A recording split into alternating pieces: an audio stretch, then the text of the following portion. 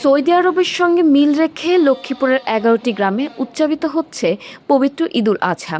বুধবার সকাল 7টায় বিভিন্ন স্থানে ঈদের জামাত অনুষ্ঠিত হয়। জেলার রামগঞ্জ উপজেলার নোয়াগাঁও, জয়পুরা, বিঘা, হোটাটিয়া, সরসই, কাঞ্চনপুর ও রায়পুর উপজেলার কলাকোপা এবং সদর উপজেলার বশিকপুর সহ 11টি গ্রামের সহস্রাধিক মুসল্লি সৌদি আরবের সঙ্গে মিল রেখে ঈদ পালন করছেন।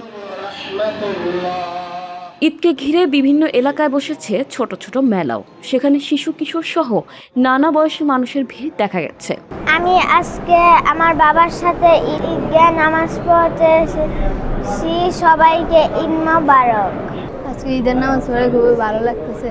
এটা আমাদের কাছে অনেক আনন্দের, আর আল্লাহর কাছে আমরা শুকরিয়া জ্ঞাপন করি যে আরাফার পরের দিন ঈদ হবে, এটাই যুক্তিযুক্ত। আমরা সেই যুক্তিযুক্ত মাসালার উপর আমল করতে পেরেছি, এজন্য আল্লাহর কাছে শুকরিয়া।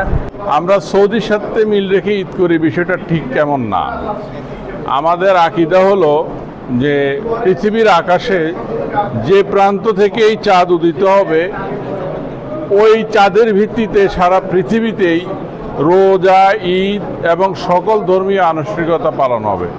তো সেই আঙ্গিকে আমরা করতেছি। ঈদুল আজহার আজকে আমরা কোরবানি করব, আমরা আজকে কোরবানি পালন করে যাব।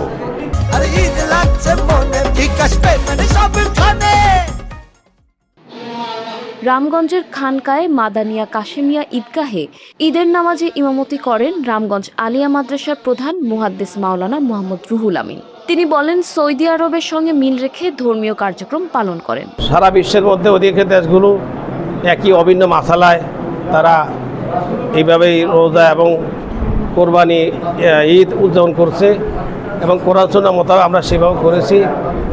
আল্লাহ তাআলা সবাইকে যেন এই ধরনের আমল করতে পারে, আমরা সরকারের মাধ্যমে আমরা সবার কাছে আমরা আহ্বান করছি।